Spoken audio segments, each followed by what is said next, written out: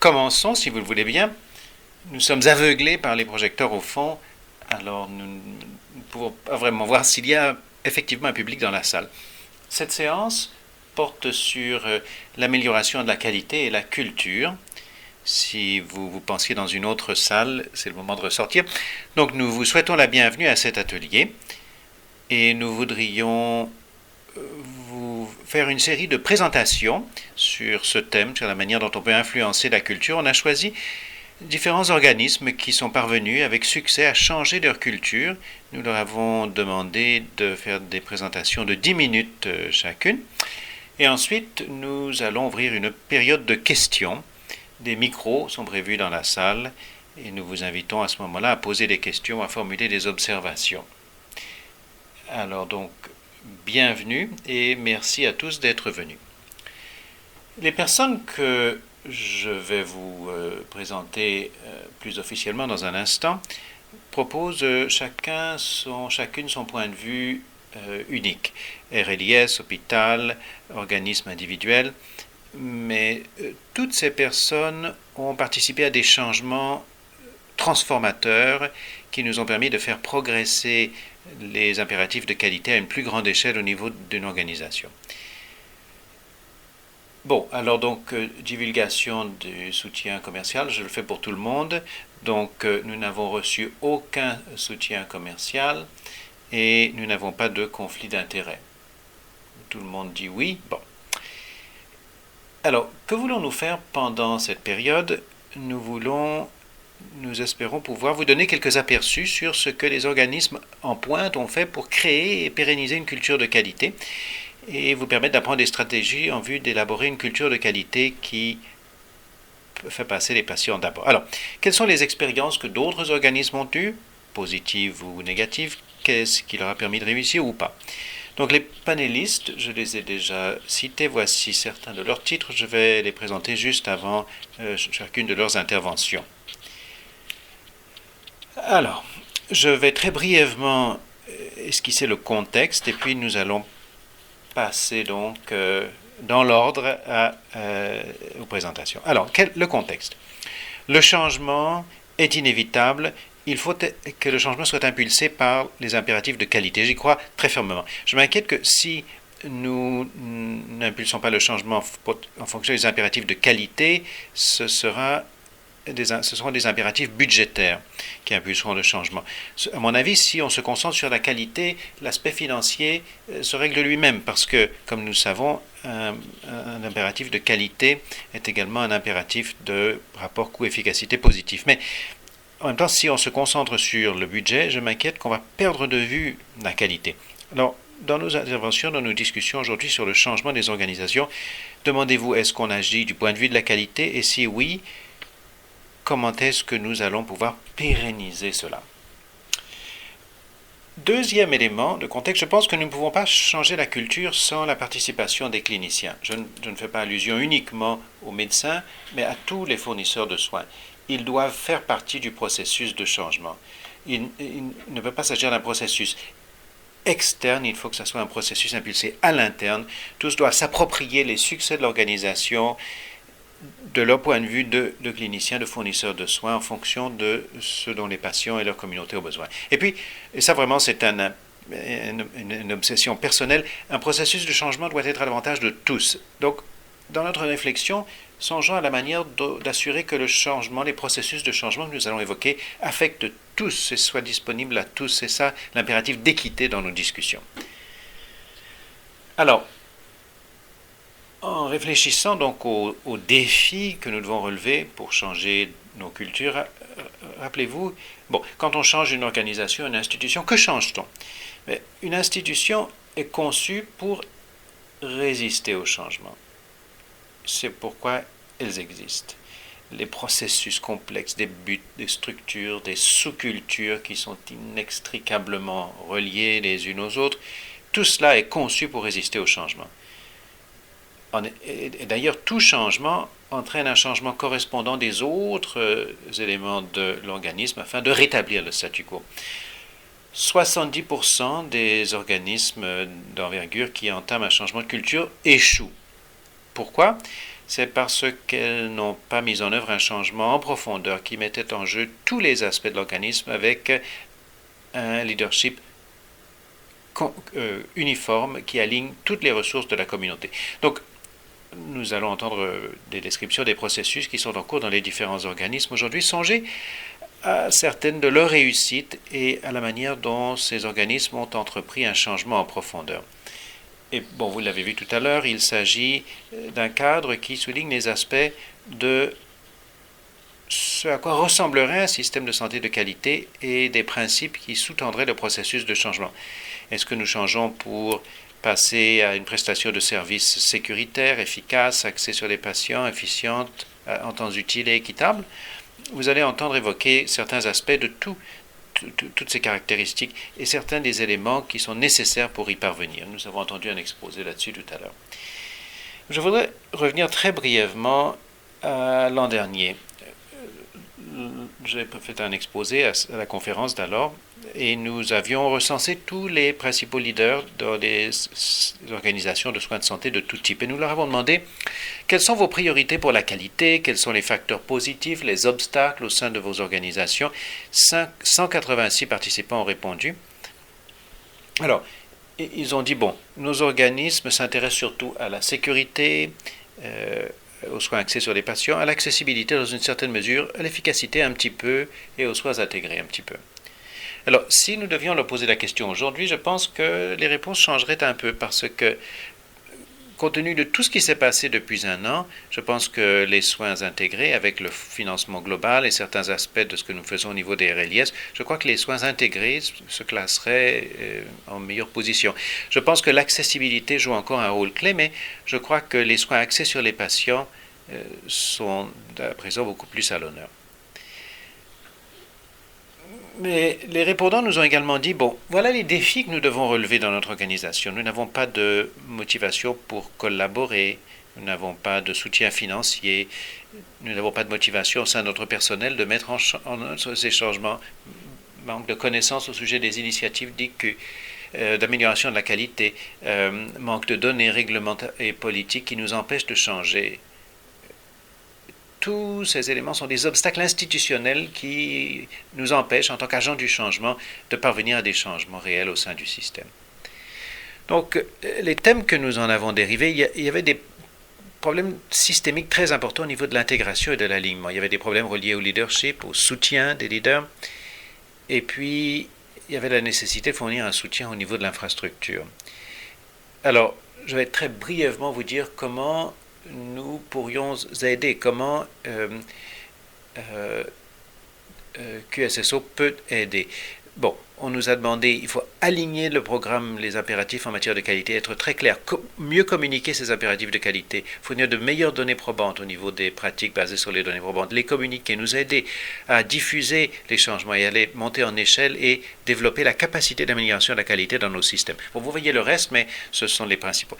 Et pour conclure, depuis un an, vous avez peut-être entendu dire que ce que nous avons voulu faire, c'est de développer des tables régionales de qualité dans chacun de nos RLIS. Nous sommes en train de mettre ces tables, ces groupes en œuvre à l'heure actuelle. Et quand nous avons proposé cela au RLIS, nous nous sommes dit, bon, 3 ou 4 pourraient peut-être accepter, mais les 14 RLIS ont dit, non, non, nous sommes très enthousiastes quant à cette possibilité de réunir tous nos groupes très diversifiés, de coordonner des initiatives de qualité au niveau régional. Et les réseaux ont beaucoup aimé l'idée d'avoir un lien avec un organisme provincial de qualité des soins.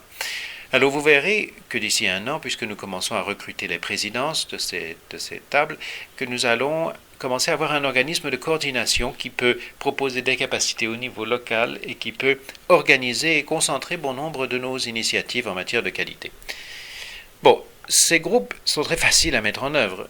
C'est un élément structurel, organisationnel, mais c'est en bas de la diapositive que le véritable travail se situe. Donc, comment créer un environnement d'apprentissage? Comment susciter la mobilisation et l'appropriation? Comment appliquer les principes de transfert et d'échange des connaissances et de recherche appliquée? Comment fournir une reconnaissance appropriée, des récompenses appropriées? Comment finançons-nous tout cela? Comment le soutenons-nous? Comment développons-nous la capacité? Quels sont les encouragements et quels sont les résultats que nous recherchons? Il s'agit de la culture de qualité au bas de la diapositive. Cela prendra plusieurs années à créer, mais malgré tout, TSSO est décidé à travailler avec les RLIS pour tâcher de créer cette culture de qualité dans chaque région à l'appui de nos orientations. Alors, nous allons à présent donner la parole à nos invités qui vont nous parler de différents aspects du travail qu'ils ont accompli et nous allons demander donc aux panélistes de décrire les éléments de la création d'une culture de qualité, les défis qu'ils ont dû surmonter, les occasions qu'ils ont saisies, certaines de leurs stratégies et quels étaient les éléments de leur succès. Alors je vais commencer par vous présenter Wendy Levinson, une amie très proche qui est une experte nationale et internationale dans le domaine de la communication médecin-patient et en particulier de la divulgation des erreurs médicales aux patients. Le Dr Levinson a récemment été nommé officier de l'Ordre du Canada pour ses travaux. Dr Levinson a animé des initiatives visant à sensibiliser et mobiliser les résidents et les membres de personnes de faculté au niveau de la sécurité des patients, de l'amélioration de la qualité et de l'intendance des ressources limitées. Tout récemment, elle anime la campagne Choisir avec soin, une campagne pour aider les médecins et les patients à participer à des conversations au sujet des tests, des traitements, des procédures superflues pour aider les médecins et les patients à prendre des décisions intelligentes et efficaces pour assurer la qualité des soins. Wendy.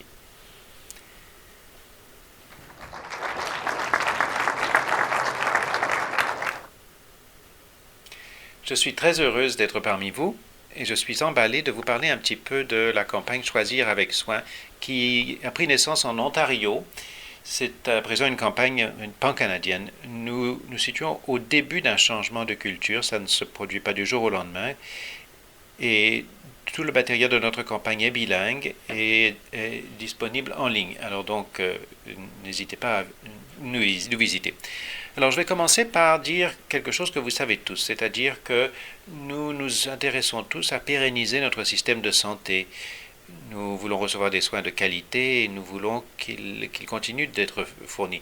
Mais presque toutes les études dans ce domaine affirment qu'une proportion choquante, 30% de tous les services de santé fournis sont du gaspillage, puisqu'ils n'ajoutent pas de valeur aux patients, peuvent même leur nuire.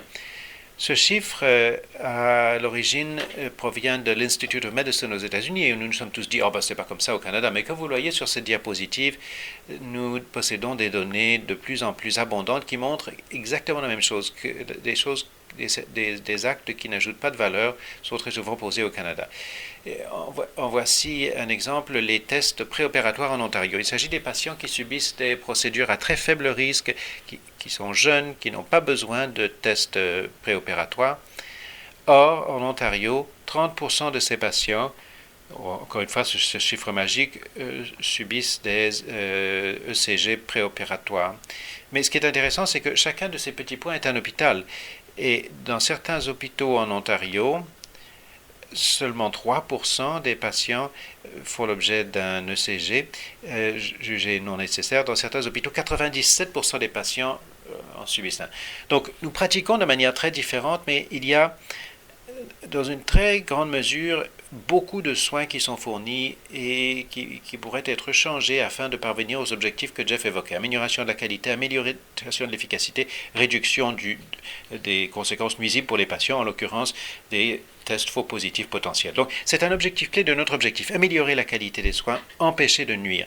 Donc, Choisir avec soin, comme Jeff l'a dit, c'est une campagne qui est axée sur le patient, puisqu'elle est conçue pour mobiliser les médecins et les patients, je dirais tous les fournisseurs de soins, on a commencé par les médecins, le faire participer déjà à des conversations sur la nécessité de tel test, de tel traitement, afin d'aider chacun à choisir avec soin. Il ne s'agit pas de dire que tel test, tel soin n'est jamais nécessaire, mais il s'agit d'entamer une conversation et de modifier le dialogue que nous avons à l'heure actuelle, dans lequel nous pensons que mieux c'est toujours plus c'est toujours mieux. Parce que si vous travaillez dans la santé, souvent les patients vous disent « Bon, je n'ai pas reçu une ordonnance, je n'ai pas subi un test, je n'ai pas reçu de soins. » Parce qu'on a appris aux patients que plus c'est mieux. Et les médecins vivent dans cette culture aussi. Donc, qu'est-ce qui est unique dans ce changement de culture, c'est qu'elle est animée par les cliniciens. Il s'agit d'une approche très ascendante. Il n'y a absolument rien de descendant, de prescriptif. Et cette campagne porte sur des affections cliniques très communes selon la spécialité. Il y a donc soins primaires et spécialités. C'est extrêmement simple et en fait cette campagne a été très très bien accueillie.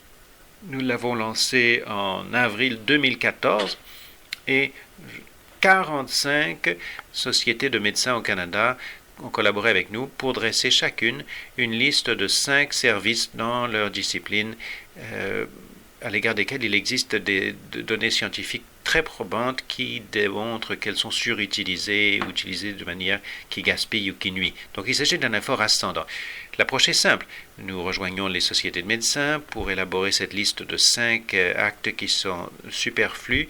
Nous sensibilisons les médecins partout au Canada par l'intermédiaire de ces sociétés. Je vais vous montrer donc certains des documents qui sont de plus en plus nombreux que nous créons pour les patients. C'est un élément fondamental, donner des informations appropriées aux patients. Je reviens avec les médias pour faire passer le message. Et je vais vous donner un exemple de l'hôpital général de North York, même si Tim siège à la tribune. Nous tâchons d'aider les organisations à mettre en œuvre Choisir avec soin en pratique. Alors, ce petit schéma vous montre où nous en sommes depuis avril 2014.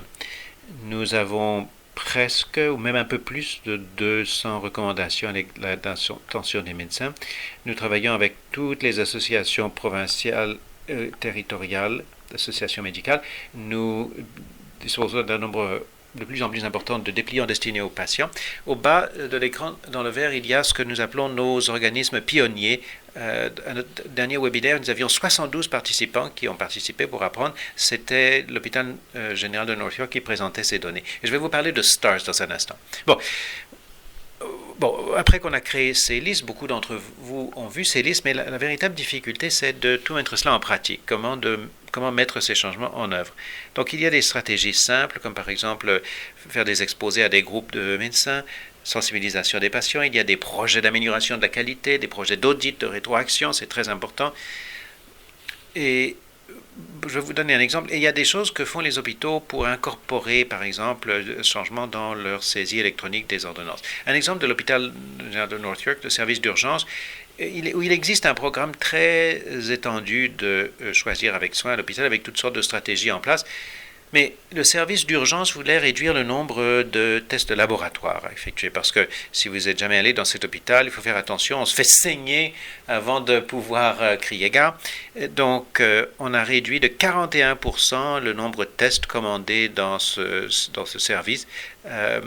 Et on a également il y a un certain nombre de mesures dans l'hôpital, les cliniques préopératoires, les laboratoires pour patients hospitalisés, les radiographies pulmonaires dans les soins intensifs.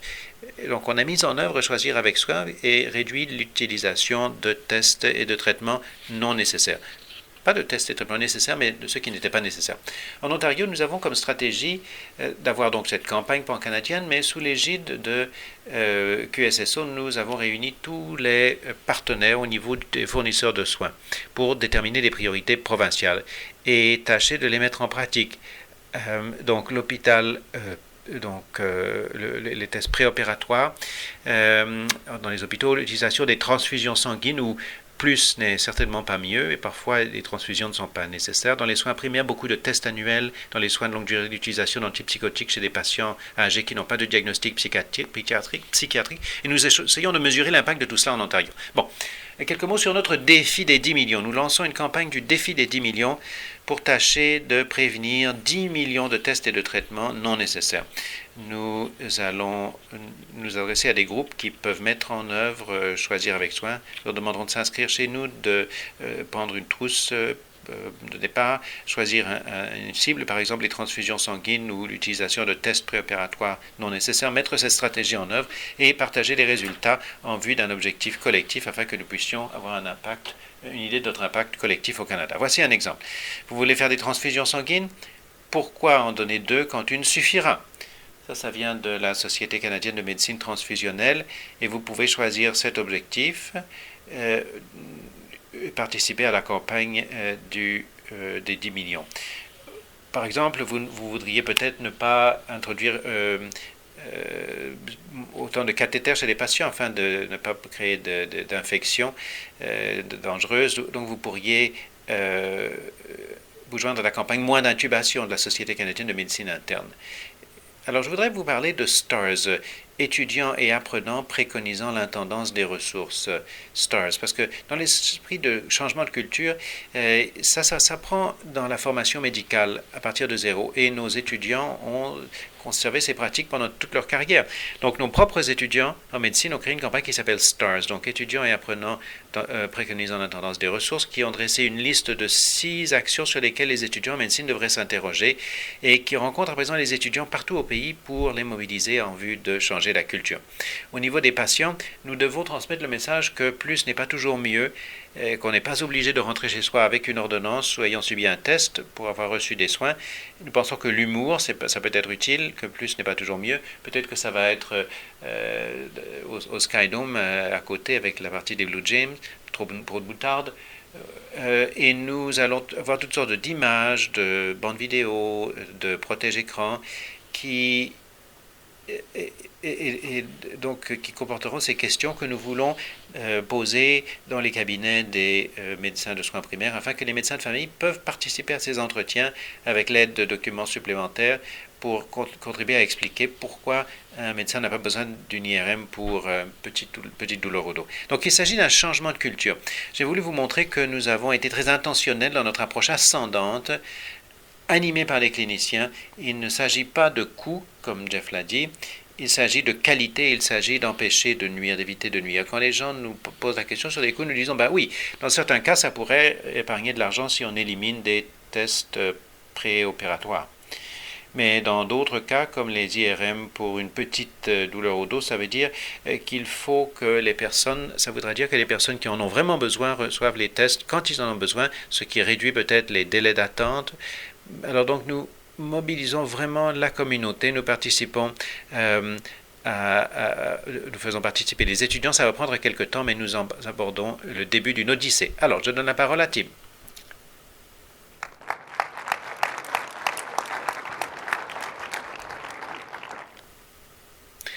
Merci beaucoup, Wendy, c'est formidable. Alors, Tim Rutledge, président et chef de la direction de l'hôpital général de North York depuis 2010, il doit y avoir quelque chose dans l'eau qu'on boit à North York, parce qu'on n'a qu'à entrer dans l'hôpital général de North York et sentir que c'est un organisme qui est enthousiaste à l'égard de la qualité.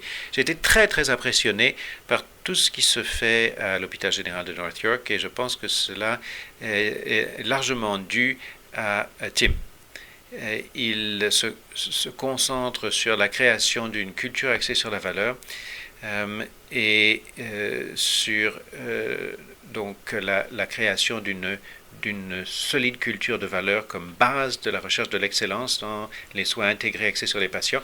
C'est un grand promoteur de l'évolution de l'hôpital général de North York comme hôpital universitaire communautaire. Tim a détenu plusieurs postes de leadership, chef de la médecine d'urgence, président du comité consultatif médical, vice-président des affaires médicales et des affaires universitaires, professeur agrégé à l'université de Toronto. Tim.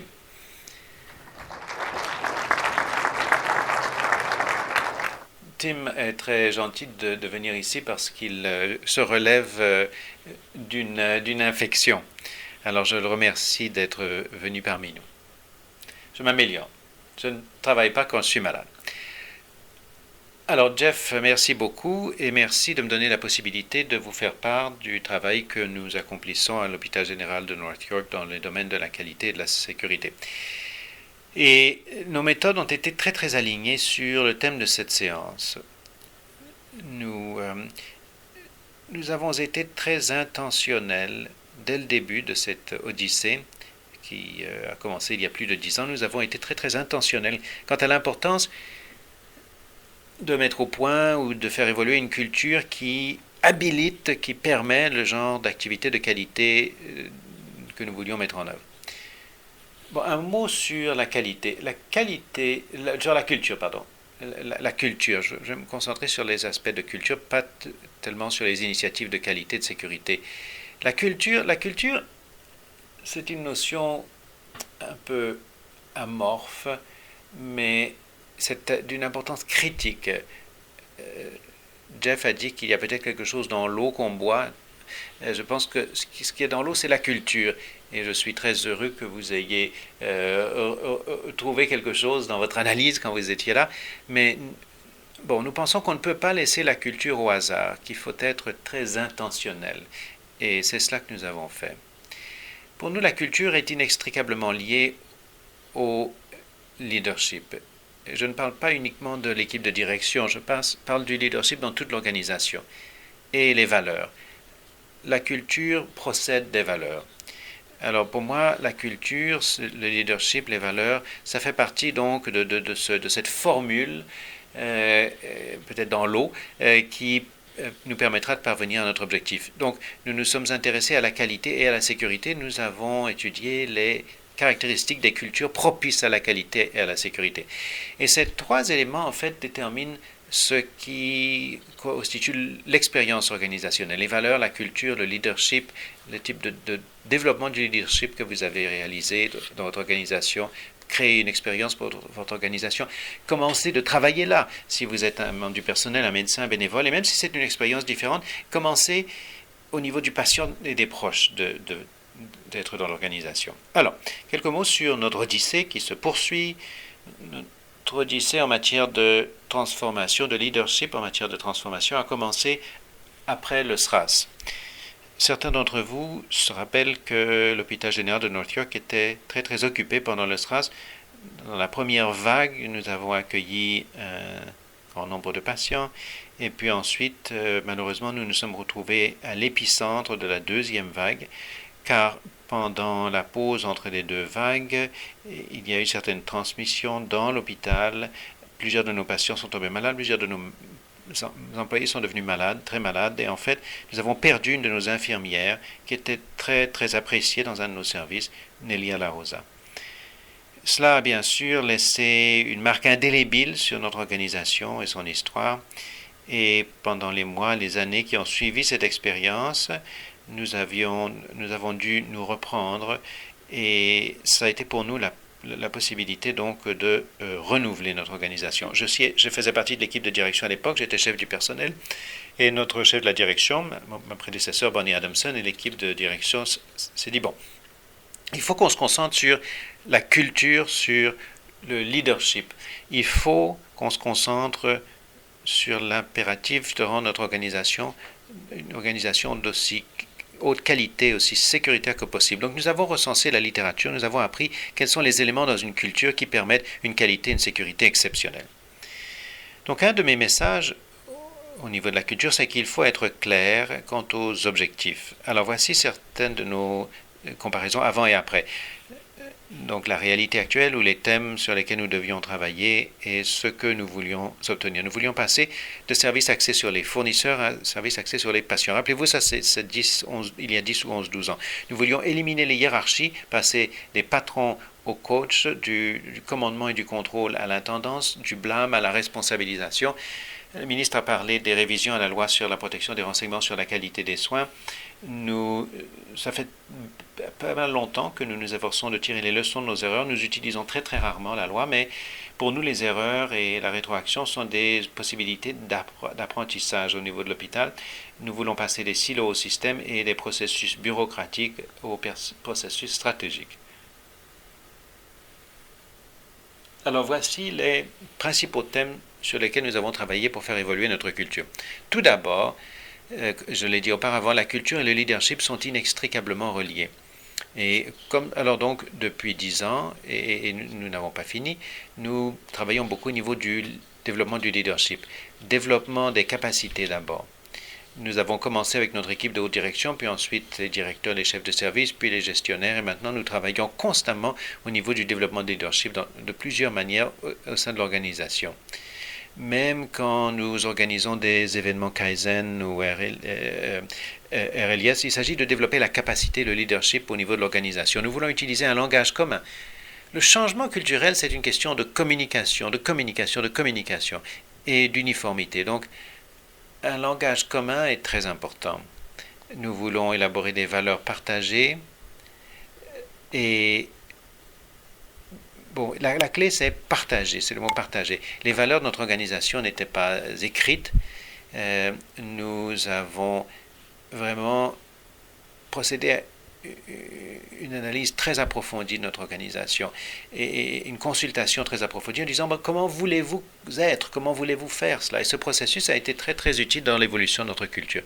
Nous avons organisé de très nombreux événements d'amélioration des processus, je ne sais plus combien, des centaines d'organismes Lean et Kaizen. Et chacun de ces événements a été réalisé de façon culturellement conformément au message de Wendy. Nous voulons tirer parti donc de l'intelligence collective de notre organisation. C'est très ascendant. On dit, bon, écoutez, voilà ce que nous voulons faire. Est-ce que vous êtes d'accord avec ces objectifs? Est-ce que vous voulez les développer un peu? Et il faut également mobiliser l'énergie et la passion des gens qui vont faire le travail afin de déterminer comment le faire au mieux. Nous avons toujours célébré nos succès, nous reconnaissons les succès, nous valorisons le temps de nos médecins, de nos cliniciens, des gens de notre organisation, nous assistons à la présentation de leurs rapports, nous avons plusieurs stratégies de pérennisation très très importantes, cartes de pointage équilibrées, etc., tout afin de pérenniser les gains accomplis grâce aux améliorations de processus. Bon, je ne m'attends pas à ce que vous lisiez tout cela, mais je m'attends à ce que tout le monde dans l'hôpital en prenne connaissance. J'anime les séances d'orientation avec tous les nouveaux membres du personnel et je signale nos énoncés de valeurs. À votre gauche, les valeurs pour les patients qui ont été bien sûr créées par nos patients et qui correspondent à l'acronyme RESPECT, ce qui est une bonne synthèse des valeurs à l'égard de nos patients. Et puis, notre propre énoncé d'intégrité qui correspond comme par hasard à l'acronyme intégrité. Et voilà comment la communauté de l'Hôpital général de North York, les médecins, les infirmières, les bénévoles, veulent vivre ensemble. Certains appellent ça un code de conduite. Pour nous, ce n'est pas vraiment un code de conduite, mais c'est plutôt un énoncé de valeurs. Les valeurs, c'est-à-dire comment nous voulons procéder à notre travail. Et la clé, c'est que nous avons conçu tout cela ensemble. L'uniformité, je l'ai dit, c'est important. Nous nous responsabilisons les uns les autres dans l'accomplissement de ces valeurs. Donc, je dis dans mes orientations, si vous me voyez me comporter de manière qui n'est pas conforme à ces valeurs, je veux que vous me le signaliez. Et nous tâchons de créer une situation dans laquelle, bon, par exemple, un personnel de nettoyage qui voit un médecin qui se comporte de façon qui n'est pas conforme à ces valeurs, nous voulons que cela puisse être signalé. Et donc à l'hôpital, notre devise, c'est si vous le permettez, vous le favorisez. Donc vivre nos valeurs, c'est critique pour faire évoluer une culture. La culture est un peu difficile à mesurer, mais quand on la voit, on la sent. Et quand on y est, quand on est dans un environnement, on essaye d'avoir on essaye de s'en faire une idée. Alors voici les éléments sur lesquels nous nous concentrons au niveau de la culture de notre hôpital. Bon, tout d'abord, ça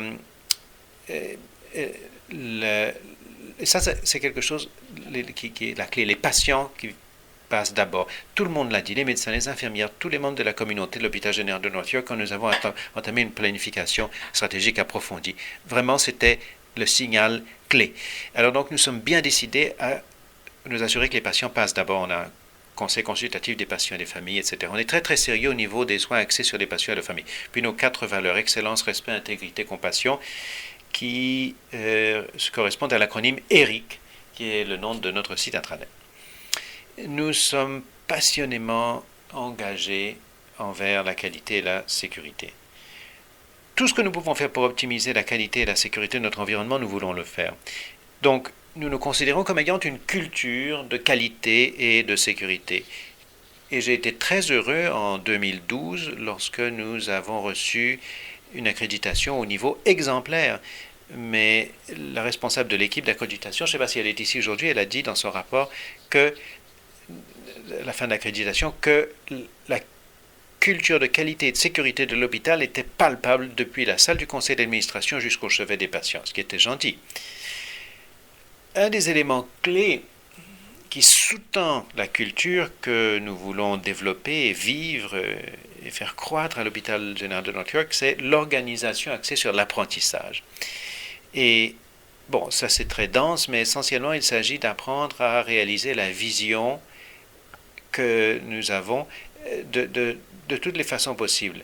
La littérature, la rétroaction qu'on reçoit, les gens donc de l'hôpital général de North York, car on veut les mobiliser, les opinions, les conseils, nos partenaires dans le système, nos erreurs aussi. Donc une organisation axée sur l'apprentissage. Il y a aussi la collaboration et l'innovation qui découlent de l'apprentissage. Alors, bon, je vois que je manque de temps, mais je voudrais juste prendre encore quelques instants pour évoquer nos scores d'engagement. Comme je l'ai dit, la culture, c'est pas facile à mesurer, mais l'engagement, c'est un peu une mesure indirecte, en ce sens que ça indique comment les gens qui travaillent au sein de l'organisation vivent cette expérience. Alors, nous avons mis en œuvre l'indice Narcy Picker, le sondage de mobilisation pendant 3 ans, 2010, 2012, 2014. Voici nos résultats en 2012, la moyenne des hôpitaux de l'Ontario. Et puis, nous avons reçu une rétroaction des enquêteurs qui nous ont dit portez attention à tel et tel facteur, d'ici 1 ou 2 ans, vous devriez améliorer vos scores d'1 ou 2%. Bon, on fait toutes sortes de travail sur la culture en arrière-plan. En 2012, nous sommes passés d'un score positif total de 58% à 67%. Ce qui, en 2 ans, ce qui est statistiquement significativement plus élevé que la moyenne de l'Ontario. En même temps, nos scores d'engagement des médecins sont passés de 53% à 85%. Alors donc, pour approfondir un peu, voici 3 des questions. Entre parenthèses, les chiffres de 2012 ont été essentiellement reproduits en 2014. Donc, je suis fier de dire à d'autres que je fais partie de cette organisation. On est passé de 63 à 93% pendant ces 2 années. Je constate que mes valeurs et celles de l'organisation sont semblables, de 45% à 84%, et puis cet organisme m'inspire à donner mon meilleur dans mon travail. On est passé de 43 à 74%. Alors, il se passe quelque chose, et je suis absolument convaincu que c'est relié à l'attention qu'on a portée à notre culture. Pour les 2 dernières diapositives, je ne vais pas les passer en revue en détail. Elles ne sont pas très humbles et ce sont certains indices de ce que nous avons réalisé. Je suis très fier de Jeremy Thiel qui a remporté le prix individuel pour son travail dans les soins à distance. On a beaucoup travaillé dans les soins à distance, on a beaucoup travaillé sur l'accès aux soins. Cette année, nous avons été classés en première place dans le programme d'évaluation des services d'urgence. Le Dr Levinson a signalé nos résultats dans Choisir avec soin. Notre l'expérience des patients dans le service d'urgence est passée de moins de 80% à plus de 90%, et notre indice de satisfaction des patients hospitalisés tourne autour de 95% depuis plus d'1 an.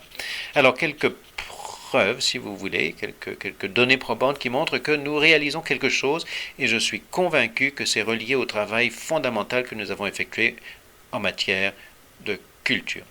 Et pour répondre à la dernière observation de Jeff, nous y sommes parvenus tout en maintenant un budget équilibré en dépit de l'augmentation des effectifs et des revenus qui n'ont pas changé. Alors, merci beaucoup pour votre attention.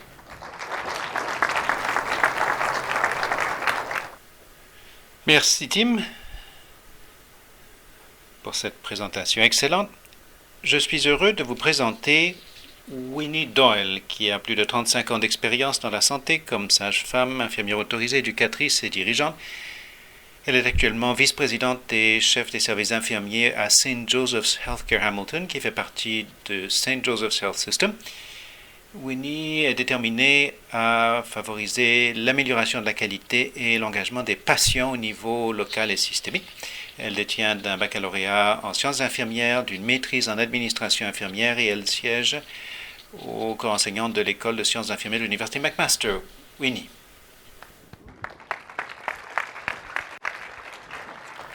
Eh bien, après avoir entendu Tim, je ne suis pas sûr que j'ai beaucoup à ajouter qui vaille la peine de répéter, mais je vais vous dire ce que nous faisons chez St. Joe's. Il faut un travail excellent chez North York, c'est merveilleux.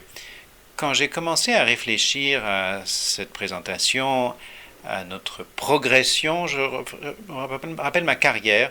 Vous savez que je suis une infirmière de formation, et ça, je pense que c'est un objectif auquel on cherche à parvenir depuis mes débuts, mais on insiste beaucoup plus sur cela dans notre organisation depuis 10 ans. Et je pense que c'était indispensable, parce que nous ne distinguions pas suffisamment entre, d'une part, le fait que les gens travaillaient fort et faisaient de leur mieux, d'une part, et d'autre part, la nécessité pour chacun d'être plus intentionnel tout en travaillant fort et en faisant de son mieux. C'est la culture, c'est le genre de culture sur laquelle nous avons travaillé. Et je pense que c'est l'intersection entre la culture interne et ce qui se passe dans le monde extérieur. Ces éléments pour nous ont été très importants chez nous à St. Joe's. Nous avons été très influencés par l'Institute on Healthcare Improvement. Nous avons visité des hôpitaux pairs. Je regarde le RLIS et je songe au travail qui se fait dans chacun des hôpitaux du réseau et dans de nombreux autres fournisseurs de soins de santé dans le réseau qui font énormément de travail dont nous avons tiré des leçons et qui nous ont influencés. L'accréditation nous a beaucoup aidé pour progresser dans nos résultats et je suis fier que nous venons de parvenir au statut exemplaire au niveau de l'accréditation. Je voudrais m'arrêter un instant pour parler des médias et de l'influence qu'ont eu les médias en particulier sur l'hôpital St. Joe's à Hamilton.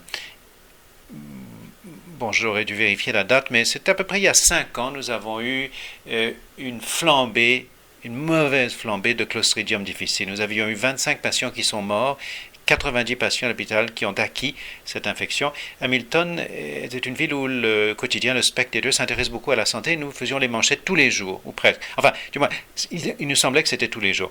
Et au niveau de la direction, certains d'entre nous ont commencé à se sentir un peu sur la défensive en disant « Ah, mais on fait des tas de choses et on nous critique malgré tout. » Et nous avons été très, très inspirés par notre chef de la direction, David Higgins, et il nous a vraiment montré comment nous pouvions utiliser la couverture médiatique pour sensibiliser l'organisation. C'est une maladie terrible. Nous devons saisir l'occasion de renforcer la culture de la sécurité plutôt que de dire « Ah, quelqu'un nous traite injustement ». Non, il faut saisir l'occasion de renforcer la culture de sécurité de notre organisation et nous l'avons fait, je crois. Alors, cette diapositive montre qu'il y a une intersection de nombreuses forces que nous cherchons à exploiter à l'interne et à l'externe. Choisir avec soin, ça c'est une campagne dont on parle à chacune des réunions de notre comité consultatif médical.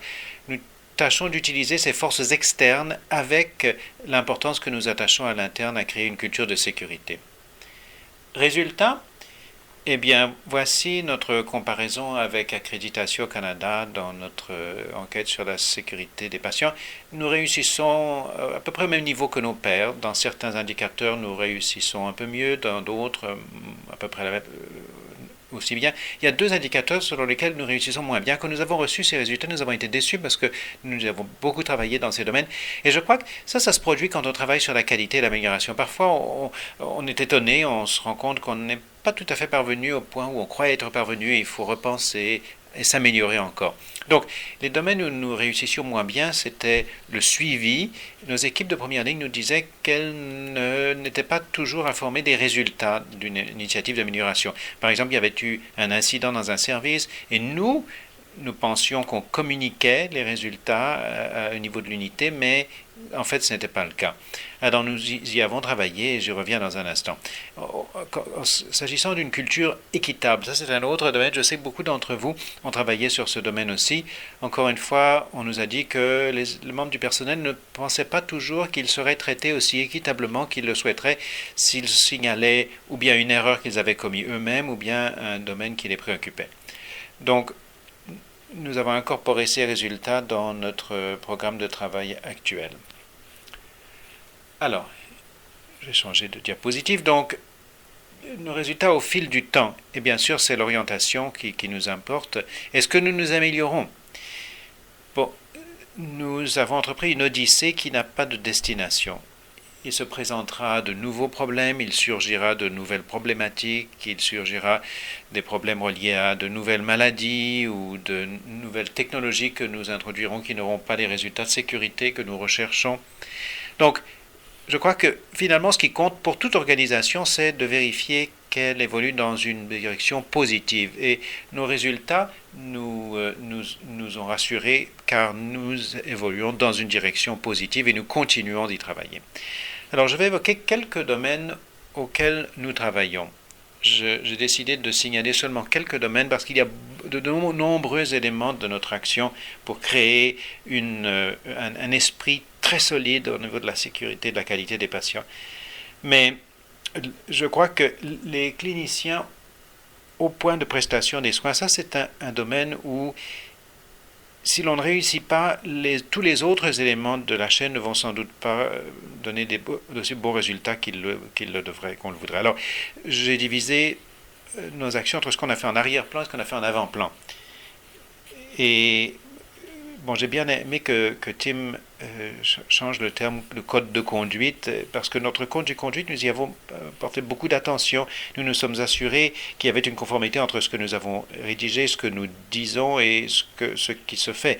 Et parfois, on nous signale que ça ne se traduit pas dans la réalité.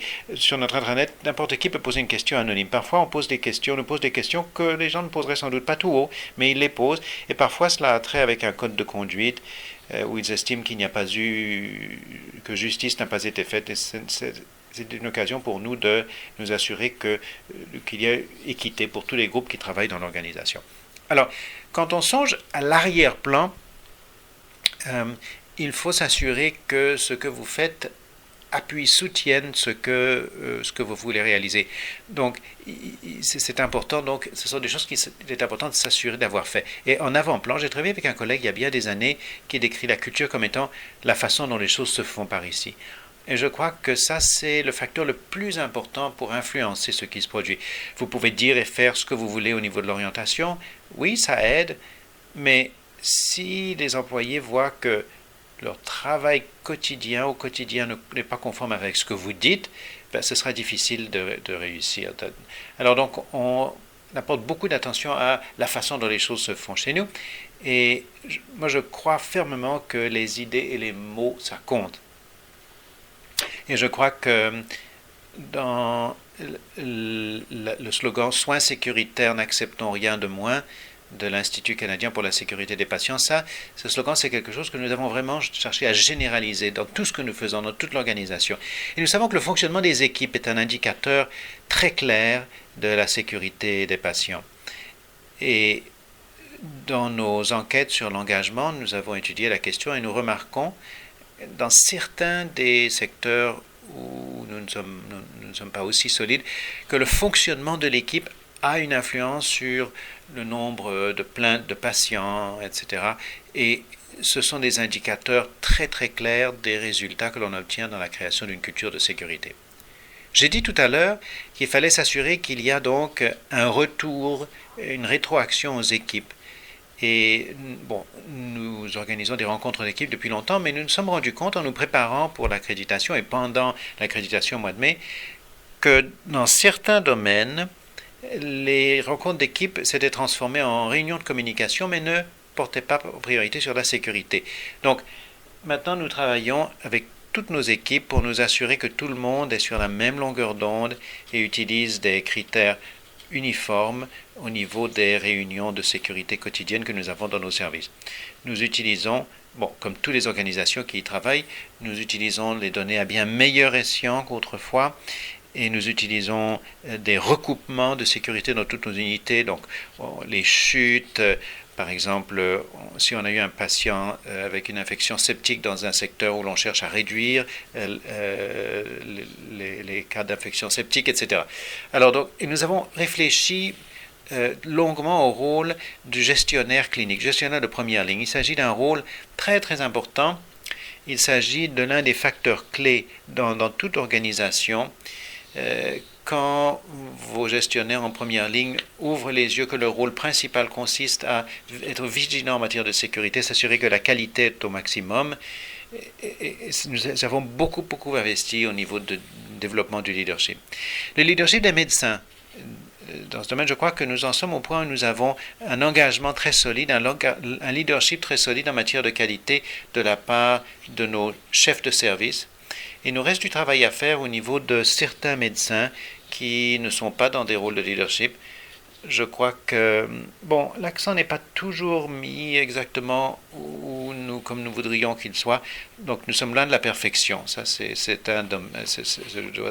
dois dire cela. Et puis, au niveau de l'engagement des patients et de l'importance de l'engagement des patients, comme vous voyez, d'après les affiches aujourd'hui, c'est une transition à laquelle nous nous consacrons. Comment mobiliser les patients, les clients, les consommateurs de manière à ce qu'ils puissent exercer une influence que seul je ne pourrais jamais exercer. Il faut comprendre la personne, le pouvoir de la personne qui reçoit les soins. J'ai passé une bonne partie de ma carrière dans la santé mentale. Au début de ma carrière, je travaillais comme sage-femme, c'était en Angleterre. Et je voulais évoquer deux éléments, deux personnes plutôt auxquelles on pense quand on pense à la voix du patient. Philippa Singer, qui a été une pionnière dans la réforme des soins pour les femmes dans l'accouchement, était anglaise, et a créé un mouvement auquel le système de santé s'est beaucoup opposé. Il faut se rappeler que la voix radicale est souvent celle qu'il faut écouter. Et bon, c'est difficile de renoncer au pouvoir. Le pouvoir, on n'y renonce pas facilement en général. Et l'autre personne travaille dans la santé mentale, c'est Patricia Deegan, que certains d'entre vous connaissent. Encore une fois, une personne qui a fait élever une voix radicale au niveau des problèmes de qualité dans la santé mentale, dans les soins de santé mentale, et qui ont joué un rôle très très important au niveau du rôle du patient. Nous avons des patients qui siègent au conseil d'administration, au comité de qualité, à de nombreux autres comités. Nous utilisons l'accompagnement par les patients, des récits de patients. Mais il y a certains défis. Et je voudrais juste vous raconter une anecdote, une expérience que nous avons eue récemment, dans laquelle on est toujours en train de... on croit avoir progressé, il faut prendre du recul et repenser. Nous avions organisé des séances avec les infirmières, nous appelons des journées de transfert de connaissances. Il y a eu un membre de notre conseil consultatif des patients qui a fait part d'une expérience qu'il avait eue avec un membre de sa famille qui recevait des soins chez St. Joe's. Et ça ne s'est pas passé aussi bien que je pensais que ça allait se passer. Et ça m'a beaucoup appris en tant que dirigeante. Les infirmières qui étaient dans la salle et qui savaient, enfin, elles devinaient où c'était passé, l'anecdote le montrait bien, se sentaient très injustement critiquées. Et ce que ça m'a appris, c'est que les récits ne sont pas les mêmes. Le récit de la personne et le récit du personnel ne concordent pas dans bien des cas. Alors, comment les faire concorder? Et une heure après, le médecin qui avait soigné le patient était dans mon bureau demandant des excuses publiques.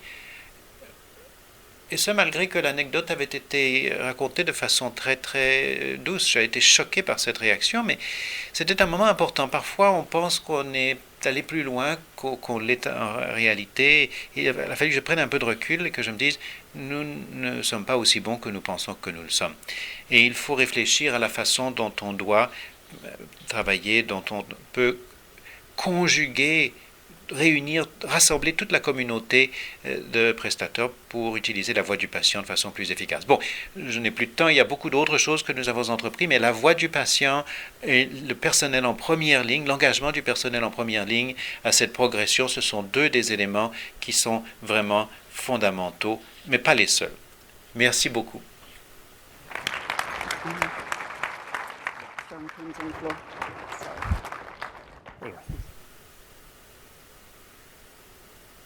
Merci beaucoup, Winnie. C'était formidable. Et notre dernière présentation, et ensuite nous espérons qu'il y aura assez de temps pour que vous vous exprimiez, c'est Donna Cripps. Donna est chef de la direction du RLIS Hamilton Niagara Haldimand Brandt. Donna Cripps dirige l'organisation qui planifie, finance et intègre le système de santé local avec pour but de fournir l'accès à des soins coordonnés et de grande qualité aux quelques 1,4 million d'habitants de la région.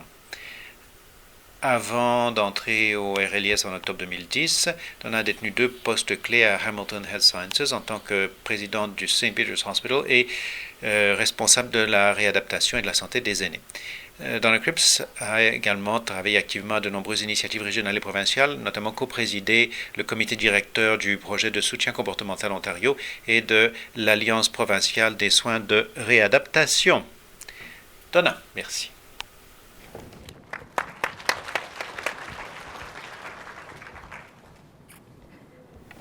Merci, Jeff. Ce qui est bien, c'est que quand on parle en dernier, c'est qu'on a pu entendre toutes les choses merveilleuses qui se font ailleurs, non seulement dans notre RLIS, parce que nous avons la chance d'avoir St. Joseph's Healthcare Hamilton dans notre RLIS, et vous voyez, vous avez entendu la passion avec laquelle Winnie s'exprime, et ça, c'est exactement ainsi que travaille St. Joseph's dans toutes ses initiatives, mais également l'expertise qu'on a dans toute la province. Nous sommes très, très heureux dans notre province d'avoir des leaders comme ces gens que vous venez d'entendre. Alors donc, ça me ça me fait penser, alors que je vais vous donner cet exemple aujourd'hui, c'est un tout petit exemple d'un RLIS qui essaye de voir comment on peut changer la culture, comment on peut penser à la culture pour faire progresser la qualité. Nous devons avoir des approches différentes parce que nous avons des leviers différents qu'un chef de la direction d'un hôpital. Cet exemple est impulsé par notre conseil d'orientation en matière de qualité. Le conseil d'orientation en matière de qualité est notre conseil de qualité régional, comme Jeff l'a dit. Winnie siège avec nous. Il s'agit d'un groupe transversal de fournisseurs de soins dans notre RLIS. Pas seulement les hôpitaux ou les hôpitaux CASC, mais encore tous les autres secteurs, soins à domicile, soins communautaires, soins de longue durée, y compris les médecins. Alors c'est un groupe très dynamique et bon, il voulait vraiment que nous nous concentrions, avec raison d'ailleurs, sur l'expérience du patient. Alors je vais parler un petit peu de l'expérience du patient et de la culture. J'ai appris que les gens oublient ce que vous dites, les gens oublient ce que vous faites, mais les gens n'oublient jamais ce que vous leur faites éprouver. Tous ces éléments sont importants dans la santé, ce que nous faisons, ce que nous disons, mais en fait, le plus important, c'est ce que nous faisons éprouver à une personne, en définitive, c'est l'expérience. Bon, je vais changer la diapositive. Alors, en tant que fournisseur de soins de santé, nous avons le privilège tous les jours d'être présents avec les personnes que nous servons et ce dans les moments les plus importants et intimes et vulnérables de leur vie. Dans ces moments, nous recevons un don spécial, un don de confiance. La confiance que le patient nous donne de traiter cette personne et nous devons répondre à cette confiance comme une obligation. Nous devons faire de notre mieux, donner notre mieux. L'expérience du patient a fait son apparition dans la littérature il y a quelques années, nous le savons, découlant des notions apparentées de mobilisation des patients, de satisfaction des patients, de soins axés sur les patients et leurs familles. Donc au niveau du RLIS de Hamilton, Niagara, Alderman, Brant, notre conseil d'administration nous a demandé de porter attention à l'expérience des patients en mettant au point un but stratégique qui précisait que nous voulons augmenter radicalement l'expérience des patients dans notre RLIS en nous concentrant sur la qualité, l'intégration et la valeur. Bon, alors une des premières choses qu'on a dû décider, c'est de nous dire qu'est-ce que c'est l'expérience des patients, qu'est-ce que ça signifie. Et la meilleure définition que nous avons trouvée est celle du Beryl Institute. L'expérience du patient est forgée par la culture d'une organisation, et nous en avons entendu un ou deux exemples aujourd'hui. Mais l'expérience du patient et la culture de l'organisation paraissent certainement reliées. Et l'expérience qu'une personne vit au contact de l'organisation est reliée à la culture qui règne au sein de cette organisation. Alors, nous avons réfléchi à tout ça et nous nous sommes dit, bon, en tant qu'RLIS, que pouvons-nous faire pour faire progresser la culture axée sur l'expérience du patient dans notre RLIS? Nous avons donc choisi un cadre, c'est le cadre de Causers et Posner, et que beaucoup d'entre vous connaissent. Il existe depuis plusieurs années et nous avons appris aujourd'hui que TSSO nous a donné un cadre pour la culture également. Je crois que ce sera intéressant pour nous d'en tirer parti. Mais enfin, tous les leaders dans toutes les organisations qui touchent à la santé, aux soins de santé, ont la possibilité de créer cette culture positive qui favorise une excellente expérience pour les patients. Alors, je vais passer rapidement en revue le cadre de Causers et Posner et parler un petit peu de ce que nous avons fait de ce cadre et de la prolongation que nous lui avons donnée en tant que, avec les leviers que nous avons au sein d'un RLIS, qui sont un peu différents des leviers que d'autres intervenants peuvent actionner. Alors donc, le modèle évoque ce qui est important. Le premier impératif, montrer la voie par l'exemple. Il s'agit d'énoncer ce qui est important et de s'assurer que les actes, les décisions et le langage employé reflètent cette importance. Au sein de notre RLIS, on parle souvent de placer le patient au centre de la table. Les leaders sont invités à donner l'exemple à leurs collègues, à leur communauté, à l'échelon de gouvernance aussi, en pensant toujours à la personne au centre de la table. Donc il s'agit pour nous de montrer la voie par l'exemple. Ensuite, le deuxième niveau du cadre, inspirer une vision partagée.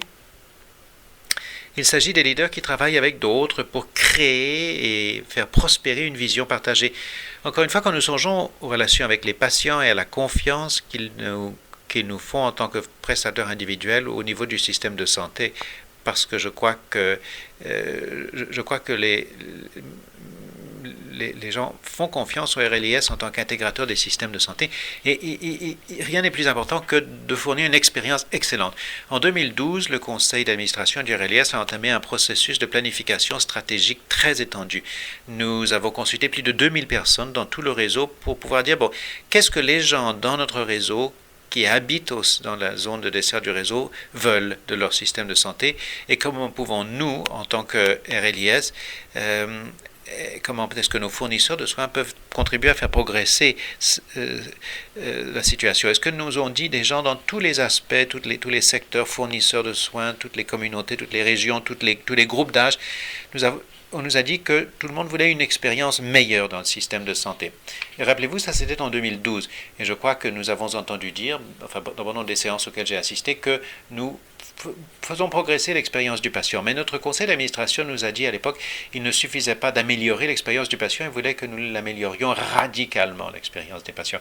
Ce mot radicalement, bon, on a passé beaucoup de temps à nous demander si on utiliserait effectivement ce mot puisque nous nous sommes dit qu'il était peut-être trop négatif.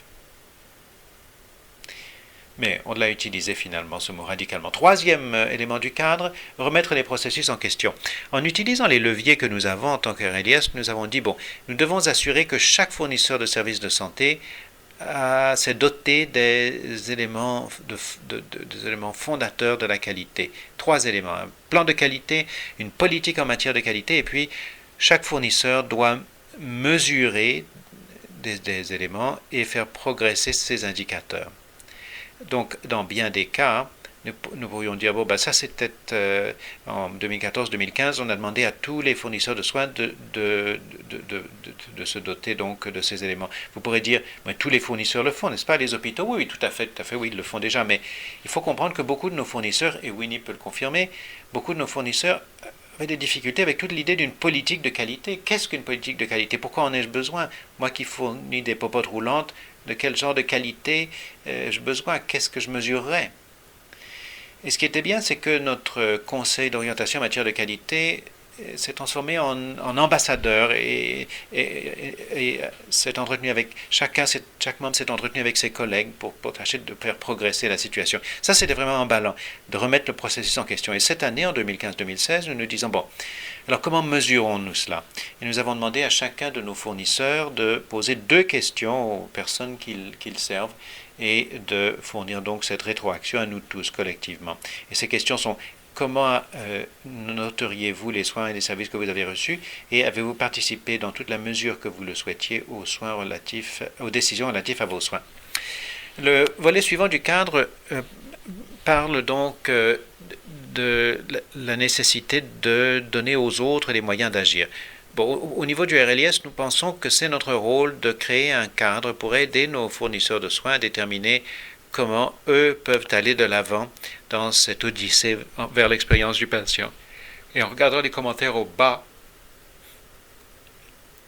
engagement, compréhension, collaboration, amélioration, bon, il y a des activités que nous avons mises en place sous chacune de ces rubriques, de ces 4 catégories pour nous aider à faire progresser nos fournisseurs et notre système et notre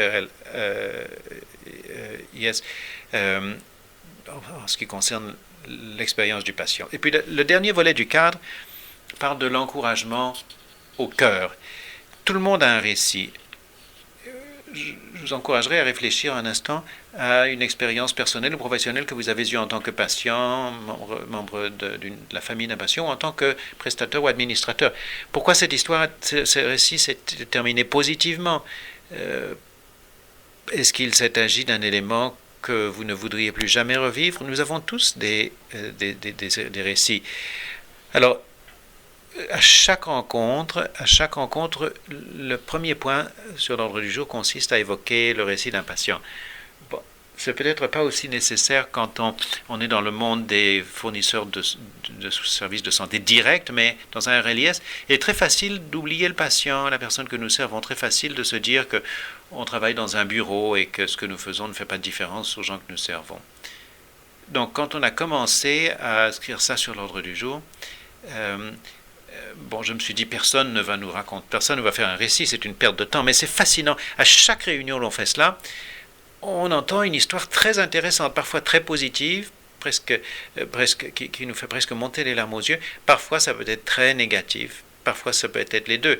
Mais inévitablement, ce récit nous recadre, nous recentre pour la réunion et nous permet d'y revenir dans ce récit, de nous rappeler pourquoi nous sommes là et pourquoi nous voulons progresser. Parce que, et ça c'est extraordinaire, Harry Truman en a parlé, c'est extraordinaire ce qu'on peut réaliser si vous ne vous souciez pas de savoir qui va être félicité.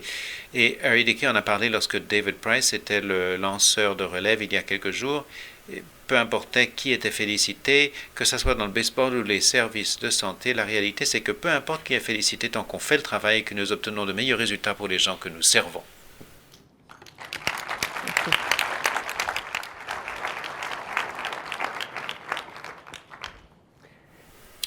Bon, je pense que vous conviendrez que nous avons entendu d'excellents exemples, d'excellentes suggestions sur la manière de changer la culture en faisant la promotion de la qualité dans nos organisations. Nous avons une dizaine de minutes, je crois, si Shannon nous les donne,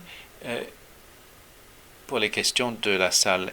Je ne sais pas s'il est possible d'éteindre les projecteurs à l'arrière parce que ici à l'avant nous avons une dégénérescence maculaire à force de regarder les langues. Nous ne sommes pas certains qu'il y ait un public. Nous avons peut-être parlé à personne depuis une heure. Alors, s'il était possible de les éteindre, ce serait merveilleux. Et si ce n'est pas possible, nous comprenons. Alors, allons au micro, posez-nous des questions et je vais essayer à les orienter vers quelqu'un d'autre que moi. J'ai une question. Je travaille dans les soins de longue durée. Nous réunissons beaucoup de statistiques d'audit. Nous travaillons très fort pour avoir un cadre d'amélioration de la qualité, mais nous n'avons pas ce changement de culture.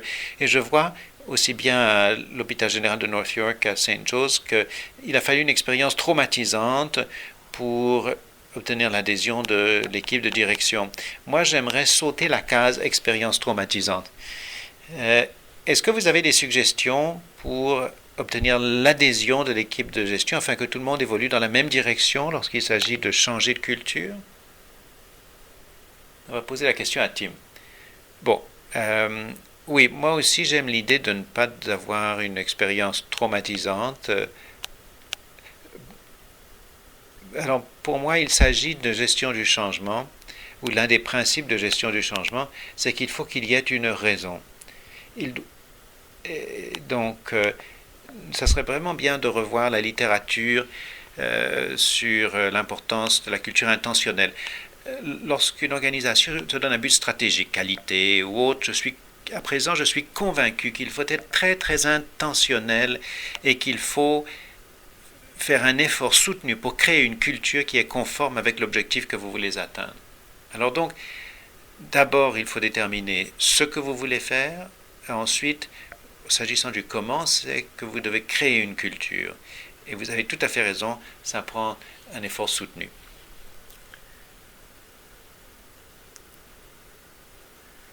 Je suis absolument d'accord. Bon, je pense que obtenir l'aval de l'équipe, de l'adhésion de l'équipe de direction, c'est très important. Nous sommes allés très tôt dans notre progression, plusieurs membres de la direction à une conférence de l'IHI qui nous a beaucoup aidé, inspiré à comprendre l'importance de notre contribution personnelle. Nous n'avions jamais douté de l'importance de la question de la sécurité et de la qualité, mais nous avons connu une sorte de conversion en ce qui concernait l'importance de nos propres rôles dans ce processus. Bon, pendant que nous attendons une deuxième question, une observation. Les grands changements dans les organismes de soins de santé que je connais, par exemple Virginia Mason, c'est l'une des organisations de qualité aux États-Unis. Le changement est intervenu à cause d'une catastrophe massive. Et le chef de la direction, tous les avocats lui ont dit, on n'en parlera pas. le chef de la direction a dit non, au contraire, on va adresser une statue à la personne à qui on a fait du tort. Et ça a été le début de leur progression vers une culture de qualité. Et que ça soit dans le secteur de l'accréditation, que ça soit de mauvais résultats au niveau du NSQIP, au niveau des taux d'infection de sites chirurgicaux, il faut réveiller les gens. Bon, on va commencer par là, puis à l'arrière. On a négocié. Merci pour vos présentations. Donc, pour avoir un véritable changement de culture, bon, il y a beaucoup de travail et ça prend des années. Ma question porte sur les ajustements que vous avez apportés avec succès à votre recrutement de candidats pour créer et pérenniser cette culture et vos programmes de reconnaissance pour la pérenniser à long terme. Bon, qui voudrait répondre à cette question? Bon, je peux commencer. Je crois que nous avons commencé à changer nos objectifs de recrutement en tant que dirigeants au niveau des chefs de service, au niveau des dirigeants médicaux. Nous recherchions des personnes qui étaient vraiment convaincues que le système dans son état actuel devait être réparé. Ils n'étaient pas satisfaits de l'état actuel. Ça, c'était un élément important. Et puis ensuite ces personnes ayant les compétences en leadership pour inspirer d'autres à nous suivre. Ça, je pense que bon, ce n'est pas tout. Si vous n'avez pas des changements structurels, vous n'allez sans doute pas réussir, mais c'est un élément important. On a commencé à avoir organisé une rencontre annuelle de leadership. On parlait surtout de qualité. Nous avions invité des conférenciers de l'extérieur. À chaque conférence, notre président prenait la parole. Bon, David parle doucement, mais c'est un conférencier qui vraiment s'est inspiré son public. Et je crois qu'il a vraiment obtenu l'adhésion de tous à ces impératifs. C'était vraiment les impératifs clés pour nous en tant qu'organisation. Bon, et nous avons divers moyens de reconnaître les équipes et les personnes pour leur contribution à cette chose, pour l'amélioration de la qualité et de la sécurité des patients. D'autres commentaires, Tim? Oui, moi je vais dire que vous avez tout à fait raison, c'est d'une importance critique d'avoir les bonnes personnes dans l'autobus. Moi, j'aime souligner à tous nos dirigeants, nos chefs, nos directeurs que chaque recrutement est une responsabilité solennelle. Les connaissances et les aptitudes sont importants, bien sûr, mais pour moi, c'est le seuil. Et après ça, il s'agit de chercher donc l'adaptation, les personnes qui vont assurer un leadership conforme avec ce que vous voulez réaliser. Moi, je ne peux pas suffisamment souligner sur l'importance de cet élément. En tant que chef de personnel, je peux vous dire qu'il est difficile de se séparer de quelqu'un et qu'il est facile d'embaucher quelqu'un qui a les bonnes valeurs et de faire ressortir ces valeurs. Donc, s'agissant donc de l'investissement que vous allez faire, il faudrait investir dans une bonne gestion du talent au niveau du recrutement, de l'intégration, de la promotion, de l'évaluation du rendement et puis de la retraite. Wendy. Moi, je voudrais ajouter quelque chose aux deux questions précédentes. Vous savez, je crois que c'est très important de faire tous ces éléments au sein d'une organisation, mais je crois que c'est également utile de rechercher à l'extérieur. Il y a une chose qui me paraît très saine, c'est une saine concurrence. Aucun organisme n'aime voir que l'hôpital d'en face ou la clinique, la pratique familiale d'en face réussit mieux qu'elle dans un domaine qui ne l'intéresse pas, Donc je crois qu'il y a un autre levier, si vous voulez, ce sont les comparaisons. Et ça inspire les gens à faire progresser.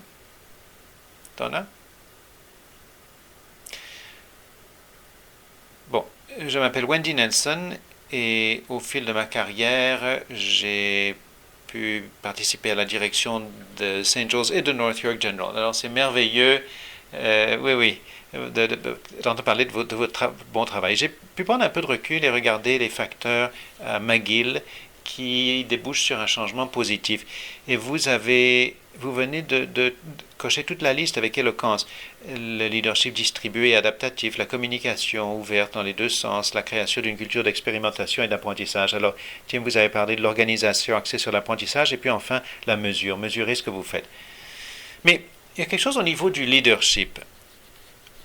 Bon, prenez une organisation donnée, les leaders changent, les équipes de leadership changent, Et la culture de l'organisation semble changer également.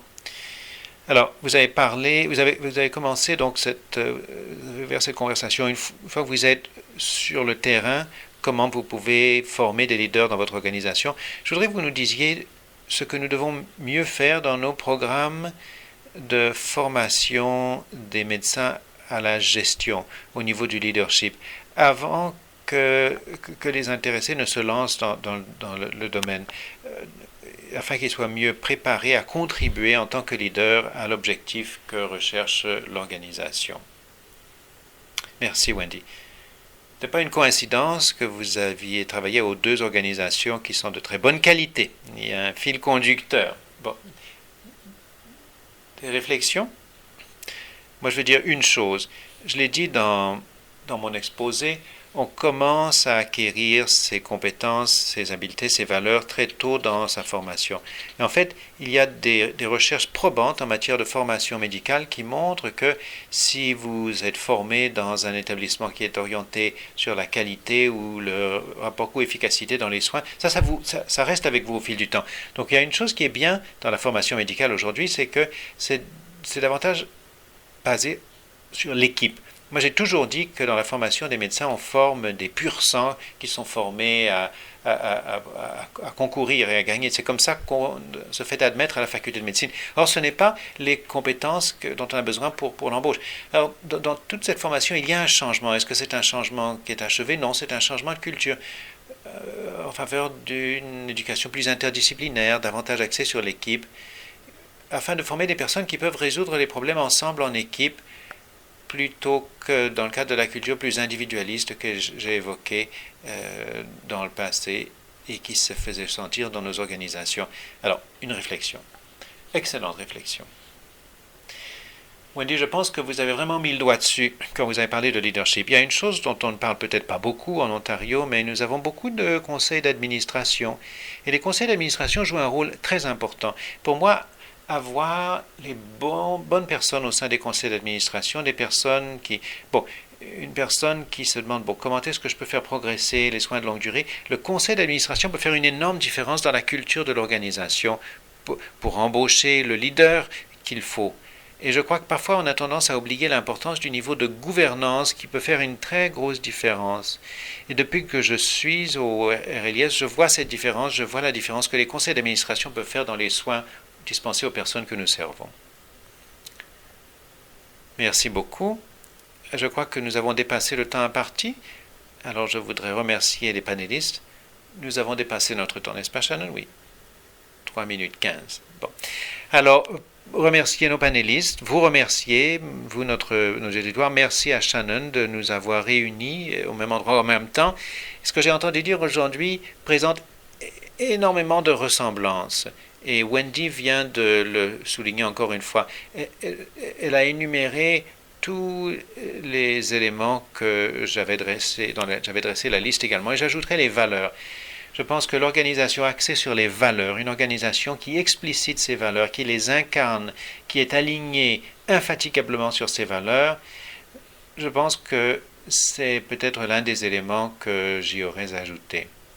Et les personnes qui ont animé les discussions d'aujourd'hui en demeurent des exemples de ces valeurs. Alors merci beaucoup et au revoir.